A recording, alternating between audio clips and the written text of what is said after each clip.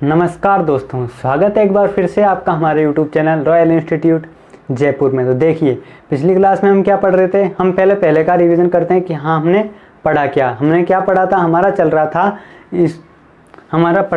था यहाँ पर टॉपिक हमारा जो चल रहा था, क्या चल रहा था, घन एवं घनमूल। क्या चल रहा था हमारा टॉपिक, घन एवं घनमूल चल रहा था, जिसके अंदर हम क्या पढ़ रहे थे, घन पढ़ रहे थे। अभी कौन सा चल रहा था, हमारा घन चल रहा था, जिसके अंदर हमने घन निकालने की सारी विधियां, यानी हम घन किस तरह से निकालने हैं, किन्हीं दो संख्याओं को घन किस तरह से निकालेंगे, वो यहाँ पर पढ़ा था। तो घन आपका कंप्लीट हो गया था। अब देखिए, वर्ग जब हमने पढ़ा था तो वर्ग के अंदर हमने क्या पढ़ा था कि पहले तो वर्ग पढ़ा था, फिर वर्ग निकालने की विधियां, उसके बाद वर्ग संख्याओं के गुणधर्म। क्या पढ़ा था हमने, वर्ग संख्याओं के गुणधर्म। तो इसी तरह यहाँ पर क्या पढ़ेंगे अब हम, घन संख्याओं के गुणधर्म।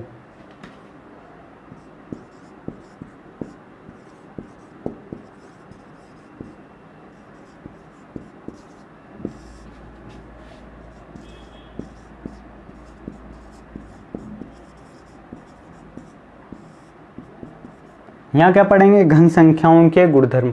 घन संख्याओं के गुणधर्म में अगर हम पहला देखें तो देखो, पहला देखते हैं तो पहला क्या आता है इसमें, क्रमागत विषम प्राकृत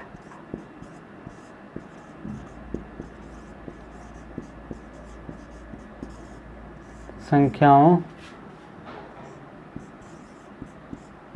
का योग। क्या पढ़ रहे, क्या है इसमें पहला गुणधर्म, क्रमागत विषम प्राकृतिक संख्याओं का योग। यानी कि क्रमागत विषम संख्या कौन सी होती है, 1 के बाद 2, 1 फिर 2, यहाँ क्या है विषम, 1 3 5 7। तो देखिए, आपको याद होगा कि जब हमने वर्गमूल में पढ़ा था तो हमने स्टार्टिंग से जब इनका योग किया था, यानी कि अगर 1 + 3 + 5 + 7 इनका योग किया था तो हमारे पास क्या फॉर्मूला आया था, n² आया था। जहाँ पे n क्या थी, ये संख्याएं, यानी कि 1 2 3 4, यानी कि n = 4 का स्क्वायर, और ये आपके पास 16 आ गया था। इस तरह से आपने डायरेक्ट निकाला था। अब वही चीज़ हम घन में देखेंगे कि हाँ घन में हमारे पास क्या कंडीशन आ रही है जब हम घन अप्लाई कर रहे हैं। अब जैसे कि यहाँ पर घन में देखें तो देखिए, इस 1 को लेते हैं, ये पहले सबसे पहले क्या लेंगे हम, एक 1 लेंगे। 1 लिया तो 1 का क्यूब किया तो क्या आ गया, 1 आ गया। ऐसे ही 1 के बाद कौन कौन सी आती है क्रमागत विषम प्राकृतिक संख्याएं, 3 आती है, फिर 5 आती है, 5 और 3 8। 8 क्या हो जाएगा हमारे पास में, 8 क्या हो जाएगा हमारे पास में, 2 का क्यूब हो सकता है। अब हम 1 को छोड़ देंगे, 1 को छोड़ा, 3 और 5 क्या आ रहा है, 8, 5 और 3 8, यानी कि ये क्या हो गया, 2 का क्यूब। ऐसे ही अब 5 तक छोड़ देंगे। अब इसके बाद लेते हैं 7 11 और 13। देखिए 7 11 और 13 कितनी हो रही है, 13 और 7 5 7 9, क्या कर रहा हूँ, 7 9 11। अब देखिए ये कितना हुआ, 11 और 9 20, 20 और 7 27। 27 क्या हो जाएगा आपके पास, 3 का क्यूब। ऐसे ही 11 के बाद क्या क्या आएगी, क्रमागत प्राकृतिक संख्याएं, 13 15 17 और 19। इनका टोटल करेंगे तो आपके पास आएगा 64, यानी कि 4 का क्यूब। देखिए क्या किया, पहले तो ओनली एक संख्या ली, यानी कि 1 को जोड़ा तो 1 का क्यूब 1 आ गया। इसके बाद यहाँ पर जब 2 का क्यूब कर रहे हैं, तो कितनी संख्याएं आ रही है, 1 2, 2 संख्याएं आ रही है। 3 का क्यूब कर रहे हैं तो कितनी संख्या आ रही है, 1 2 3, 3 के क्यूब में। 4 के क्यूब में कितनी संख्याएं आ रही हैं, 1 2 3 4। इस तरह से 4 संख्याएं आ रही हैं, यानी कि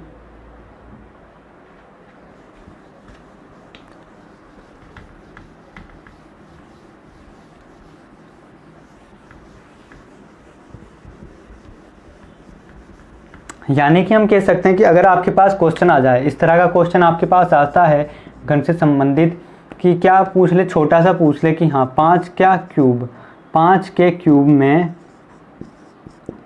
कितनी क्रमागत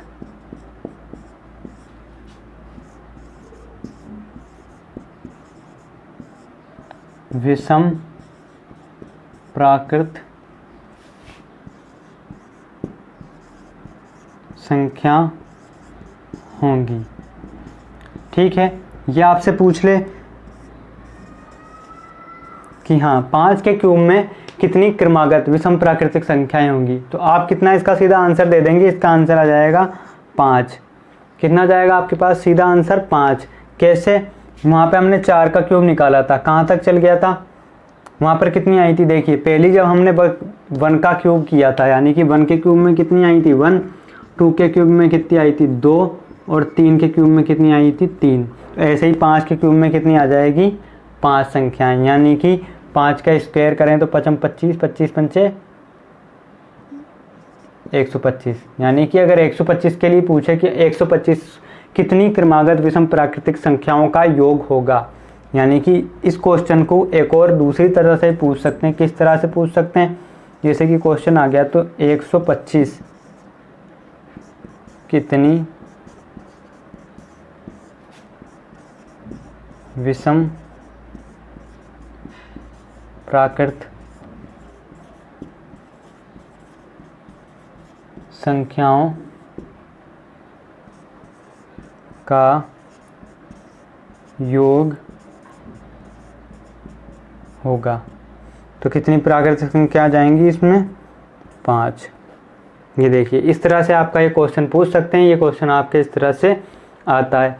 यहीं पे अगर 10 ले लें, अगर इसकी जगह हम 10 ले लें कि 10 का क्यूब पूछ लें, हाँ 10 के क्यूब में कितनी क्रमागत विषम प्राकृतिक संख्याएं होती हैं, या फिर 1000 में 1000 कितनी विषम प्राकृतिक संख्याओं का योग होता है, तो क्या आ जाएगा 10 का क्यूब यानी कि अंदर वाली संख्या, तो ये आ गया आपके पास सीधे सीधे 10। बिल्कुल इजीली आपके पास सीधे सीधे 10 आंसर आ जाएगा।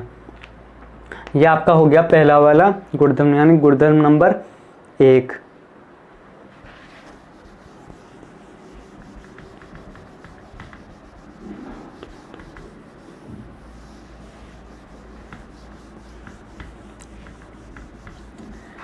ये कौन सा आ गया दोस्तों, आपका पहला गुणधर्म आ गया। अब चलते हैं दूसरे गुणधर्म की ओर कि दूसरा गुणधर्म क्या है हमारा। अब देखिए दूसरी प्रॉपर्टी क्या होगी, दूसरी प्रॉपर्टी हमारे पास में आ जाएगी कि देखिए क्या करते हैं इसके अंदर, हम पहले वर्ग का माइनस करके देखते हैं। यानी कि क्या होता है 2 का क्यूब माइनस करें अगर 1 का क्यूब, 3 का क्यूब माइनस करें 2 का क्यूब और 4 का क्यूब, मतलब कि इससे पहली वाली संख्या के वर्ग के घन से उससे छोटी संख्या के घन को माइनस करें, तो वो सीधा आंसर, सीधी ट्रिक आपके पास एक होती है। देखिए अब अगर आप इसको वैसे निकालेंगे तो आप किस तरह से निकालेंगे, 2 दूनी 4 दूनी 8, 8 माइनस 1 7, यहाँ पे करेंगे 3 3 होती है 27, 27 में से 8 गए तो 27, 27 में से 8 गए तो कितना आ जाएगा आपके पास 19। ये तो आपके पास कौन सा हो गया, आप जो डायरेक्ट मतलब कि जो सॉल्यूशन करके, यानी इसका क्यूब करो फिर इसका क्यूब करो निकालें। लेकिन अगर आपसे यही कोई बड़ी संख्या पूछ ली, यानी कि आपसे पूछ लिया 16 का क्यूब माइनस 15 का क्यूब और आपसे पूछ लिया इसका मान निकालो, आप क्या करेंगे 16 का क्यूब निकालेंगे, पहले 16 का क्यूब निकालेंगे फिर 15 के क्यूब निकालेंगे फिर इसको निकालेंगे, तो इसमें आपके टाइम वेस्ट हो जाएगा थोड़ा।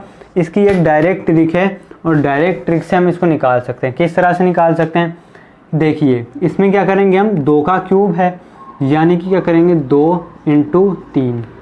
आया समझ में, क्या यहाँ पर 2 का क्यूब है दोनों संख्याओं पर, क्या किया 2 इंटू 3 इंटू यहाँ पर कौन सी संख्या है 1, यहाँ कौन सी संख्या है 1 और प्लस 1, 3 दूनी 6, 6 और 1 7। आया समझ में, देखे इसमें करते हैं, नहीं आया होगा इसमें करते हैं, ये आपका 7 आ गया, यहाँ तक सही है। अब इसके आगे चलते हैं, इस वाले में देखते हैं 3 का क्यूब माइनस 2 का क्यूब, क्या निकालेंगे, यहाँ आ जाएगा 3 आपके पास में, 3 इंटू 3, 3 इंटू 3 और यहाँ कौन सी संख्या है, यहाँ कौन सी संख्या है 2 है आपके पास में, तो इंटू 2 प्लस 1, 3 3 9, 9 दूनी 18 और 1 19। आया समझ में दोस्तों? देखिए दोस्तों, इस तरह से आ रहा है आपके पास में। अब अगर हम 4 का क्यूब माइनस 3 का क्यूब करें तो क्या आ जाएगा, 4 इंटू 3 आपके पास में इंटू 3 प्लस 1, यानी कि क्या आ गया, देखिए 4 दिया 12, 12 दिया 36, 36 और 1 37। यहीं आपसे पूछ रही है आप 5, तो 5 के लिए क्या हो जाएगा, 5 इंटू 3 इंटू 4 प्लस 1, कितना आ जाएगा, 5 दिया 15, 15 चौकू 60 और 1 61। देखिए इस तरह से आपके पास हैं, इन चीज़ों का आप डायरेक्ट निकाल सकते हैं। अब यहीं आपसे क्या मैंने पूछा था, 16 क्यूब माइनस 15 क्यूब। ये वैसे आपको निकालने के लिए इसका क्यूब करना पड़ता, इसका क्यूब करना पड़ता। यहाँ पर किस तरह से करेंगे हम, देखिए यहाँ पर किस तरह से करेंगे, क्या करेंगे, 16 इंटू 3 इंटू 15 और प्लस 1। देखिए क्या जाएगा, 15 दिया 45, 45 इंटू 16 करें तो 45 इंटू 16 करें तो 6 पंचे 30 के 0, हासिल लगी 3, 6 चौक 24, 24 और 3 27 और 45 से कम 45, 0, 7 5 12 के 2, हासिल लगी 4 2 6 1 7, कितना है 720, 720 और 1 721। ये आपका आ गया आंसर। यानी कि 16 का क्यूब माइनस 15 का क्यूब किस तरह से निकाला, 16 इंटू 3 इंटू 15 प्लस 1, ये कितना है 720 और 1 21, 721। ये देखिए ये आपका हो गया गुणधर्म नंबर 2, ये आपकी प्रॉपर्टी सेकंड प्रॉपर्टी हो गई।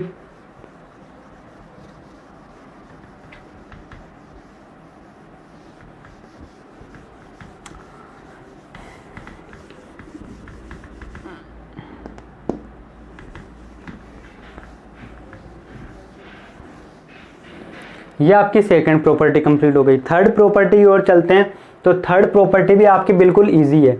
आपका जो घनमूल, अगर आपको वर्ग एवं वर्गमूल आते हैं तो आपके लिए घन एवं घनमूल इतने ज़्यादा हार्ड नहीं पड़ेंगे, बिल्कुल इजी पड़ेंगे। अब वहाँ पर आपने अभाज्य गुणनखंड विधि पढ़ी थी, जब वर्गमूल हमने निकाले थे या वर्गमूल निकाले थे तो अभाज्य गुणनखंड विधि से एक वर्गमूल निकाले थे। तो यहाँ पर अभाज्य गुणनखंड विधि है, इससे रिलेटेड भी क्वेश्चन आता है। किस तरह से आता है, देखिए जिस तरह से वहाँ पे आ रहा था उसी तरह से आएगा।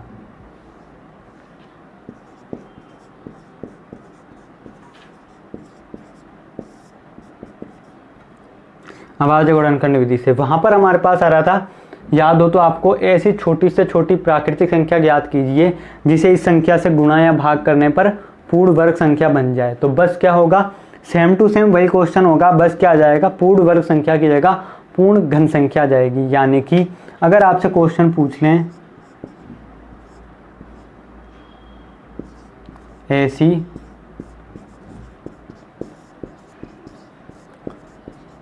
ऐसी छोटी से छोटी प्राकृत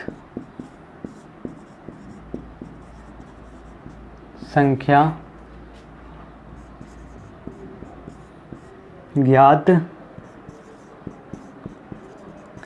ऐसी छोटी से छोटी प्राकृतिक संख्या ज्ञात कीजिए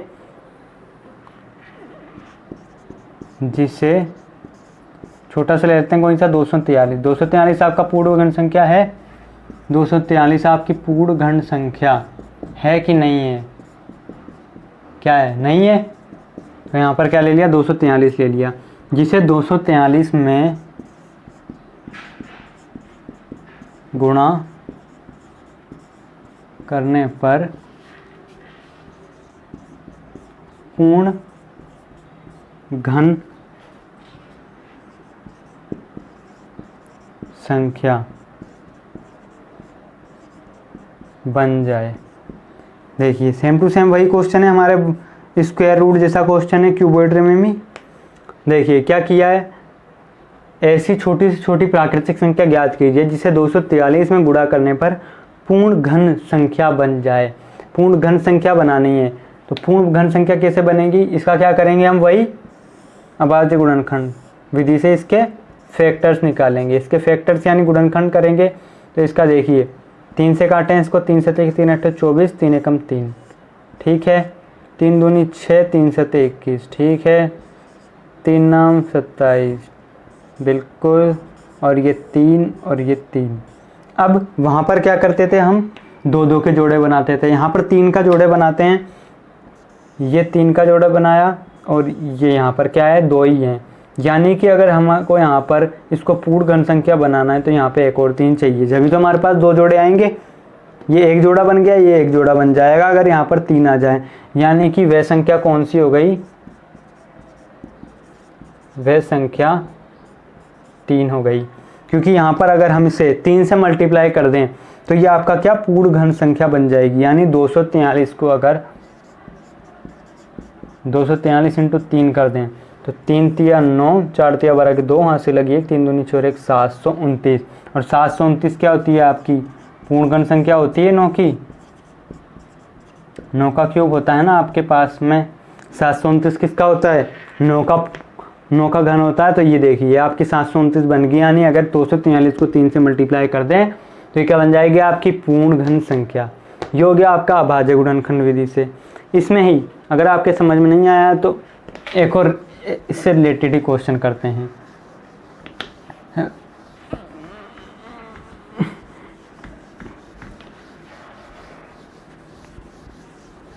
इससे रिलेटेड क्वेश्चन करते हैं और यहाँ पर संख्या क्या ले लेते हैं, वहाँ थी 243, यहाँ पर ले लेते हैं हम 392। यहाँ ले लेते हैं 392। यानी कि 352 को किस संख्या से गुणा करें कि पूर्ण घन संख्या बन जाए। देखिए क्या करेंगे भाई, 392 के फैक्टर्स करेंगे। फैक्टर्स करेंगे कैसे जाएगा, 2 एकम 2, 2 नाम 18, 2 छंग 12, 2 नाम 18, 2 अट्ठे 16, 2 चौक 8, 2 नाम 18, ये 7 और ये 7 जोड़े बनाए तो 1। और यहाँ किसकी ज़रूरत पड़ रही है, 7 की। यानी इसको पूर्ण घन संख्या बनाने के लिए यहाँ पर कितनी, 7 की ज़रूरत पड़ रही है। यानी कि वह संख्या क्या हो जाएगी, 7। यानी कि अगर 392 को 7 से मल्टीप्लाई कर दें तो ये आपकी पूर्ण घन संख्या बन जाएगी। यानी 7 दूनी 14 की 4, हाथ से लगी 1, 7 नाम 63 64 की 4, हाथ से लगी 6, 7 तिया 21 और 6 27, 27 44 आपका आंसर हो गया, जो कि एक पूर्ण घन संख्या होती है। ये देखिए ये आपकी क्या है, पूर्ण घन संख्या होती है 27 44। अगर ऐसे कोई बड़ा लें, एक कोई बड़ा ले लें,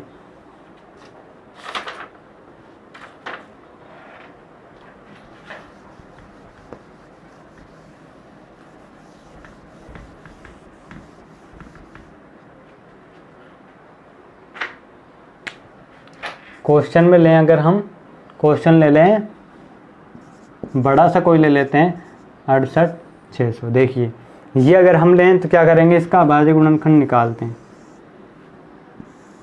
सबसे पहले काय से देंगे, 2 से।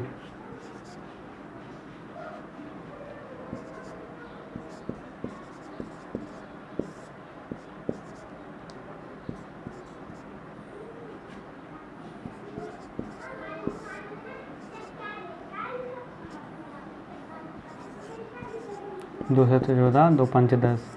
अब काय से जाएगा, 5 से।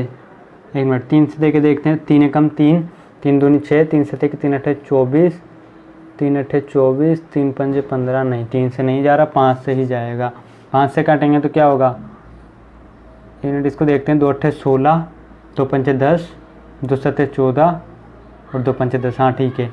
5 एकम 5 और 5 सत्ते 35। इसमें देंगे तो 5 एकम 5 और 5 25। वापस किससे जाएगा, 5 से। 5 तिया 15, 5 चौक 20 और 5 तिया 15। कितना आ गया, 343। 343 का ऐसे कटेगा, अब 3 से तो जाएगा नहीं, 7 से काट के देखते हैं। 7 में 7 चौक 28, हाँ 7 एकम 7 चौक 28 और 7 नाम 63। वापस का ऐसे जाएगा 7 और ये 7। देखिए अब वापस जोड़े बनाते हैं तो एक जोड़ा कहाँ है आपका, ये बन गया। एक जोड़ा आपका बन गया ये, एक जोड़ा बन गया आपका ये। यानी कि यहाँ पर कितने, 2 5 आ रहे हैं, इस समझिए 2 into 2 into 2 into 5 into 5 into 7 into 7 into 7। ये आपका बन गया। एक जोड़ा आपका ये बन गया, एक जोड़ा आपका ये बन गया। यहाँ 5 कितने हैं, 2 हैं। अगर यहाँ पर एक और 5 से मल्टीप्लाई कर दें तो ये बन जाएगा एक और जोड़ा। यानी कि अगर हम, यानी कि वह संख्या आपकी कौन सी हो गई, 5 हो गई। और अगर हम 68 600 को 5 से मल्टीप्लाई कर दें तो ये आपकी पूर्ण घन संख्या बन जाएगी। क्या बन जाएगी, देखिए 00 ये 5 का 30 की 0 हासिल लगी 3 8 45 3 43 की 3 हासिल लगी 4 6 पंच 30 और 4 34। ये आपकी क्या है, पूर्ण घन संख्या। ये आपकी हो गई पूर्ण घन संख्या, ये आपकी पूर्ण घन संख्या हो गई। ऐसे ही इसमें एक भाग वाला क्वेश्चन ले लेते हैं, मतलब कि ऐसी छोटी से छोटी क्या जाएगा, वही एक गुणा वाला क्वेश्चन आता है, यानी मल्टीप्लाई का, एक डिवाइड का। तो डिवाइड का क्वेश्चन किस तरह से आ जाएगा, ऐसी छोटी से छोटी प्राकृतिक संख्या ज्ञात कीजिए जिसे इस संख्या, यानी कोई आपको संख्या दे देगा, इस संख्या में भाग देने पर पूर्ण वर्ग संख्या बन जाए। यानी कि संख्या लें तो संख्या देखिए लेते हैं, संख्या ले लेते हैं हम 532 ये आपको संख्या दे दी। क्या बोला है कि इस संख्या में किस संख्या का भाग दें, ऐसी छोटी से छोटी किस प्राकृतिक संख्या का भाग दें, प्राकृत संख्या का भाग दें कि ये पूर्ण घन संख्या बन जाए। तो क्या करेंगे, वापस से भाज्य गुणनखंड विधि से निकालेंगे। पहले जाएगा 2 का भाग देंगे, 2 दूनी 4 और 2 छंग 12 2 छंग 12 2 दूनी 4 0, 2 एकम 2 2 तिया 6 2 तिया 6 2 एकम 2 0, 2 छंग 12 2 छंग 12 2 पंचे 10 और 2 पंचे 10। अब देखिए 3 से काटे तो अगर 3 दूनी 6 3 दूनी 6 3 एकम 3 नहीं जा रहा, 5 से कटेगा 5 एकम 5 5 तिया 15 5 तिया 15 5 एकम 5 13 31 में 7 का जाएगा, 13 31 में 7 का नहीं जाएगा, इसमें जाएगा 11 का, 11 एकम 11 11 दूनी 22 और 11 एकम 11 11 एकम 11 11 एकम 11 और ये 11। देखिए कितने जोड़े बन गए, एक जोड़ा ये बन गया आपके पास, एक जोड़ा ये बन गया। अब क्या बच गया हमारा, 5 बच गया। यानी कि अगर हम यहाँ से 5 को हटा दें तो हमारे क्या हो जाएगी, पूर्ण घन संख्या हो जाएगी। यानी कि अगर हम 532 में 5 का भाग दे दें तो ये हमारी क्या बन जाएगी, पूर्ण घन संख्या। क्या बनेगी, 5 एकम 5 5 छक्का 30 5 छक्का 30 2 4 5 चौक 20 5 अट्ठे 40। ये आपकी क्या हो गई, पूर्ण घन संख्या। यानी कि क्या किया, यहाँ से 5 को हटा दिया, 5 को हटा दिया तो ये हमारे पास क्या आ गया, पूर्ण घन संख्या होगी। इसका वर्ग घन 11 दूनी 22, इसका रूट निकालें। अभी आप मत पढ़िए, अभी तो आपका घन ही चल रहा है, ठीक है, आपका घन चल रहा है। तो ये देखिए ये आपकी घन के तीनों गुणधर्म कंप्लीट हो गए। अब देखिए इस जगह तक आपके घन के तीनों गुणधर्म कंप्लीट हो गए हैं। आपका जो क्यूब है, क्यूब यहीं तक ये आपका पूरा क्यूब कंप्लीट हो गया है। क्यूब में आपने क्या क्या पढ़ा, पहले क्यूब के बारे में पढ़ा, क्यूब निकालने की जो साधारण विधि से वो आपने पढ़ी।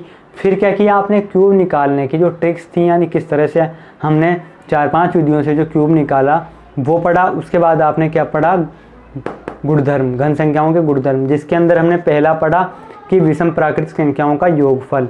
यानी कि अगर विषम प्राकृतिक संख्याओं को योग किया जाए तो वो क्या हमारे पास रिलेशन प्राप्त हो रहा था कि 2 का क्यूब है तो उसमें 2 संख्या आएंगी, 3 क्यूब है तो उसमें 3 संख्या आएंगी योगफल में, 4 का क्यूब है 4 आएंगी। उसके बाद क्या किया, घटाया, यानी कि पहले बड़ी संख्या है, बड़ी संख्या के क्यूब में से छोटी संख्या के क्यूब वाले को किस तरह से घटाएंगे वो हमने ट्रिक से घटाया। और उसके बाद हमने इस तरह का ये क्वेश्चन सोल्व किया। ये आपका घन कंप्लीट हो गया है। आज के लिए इतना ही बहुत है। धन्यवाद, नमस्कार।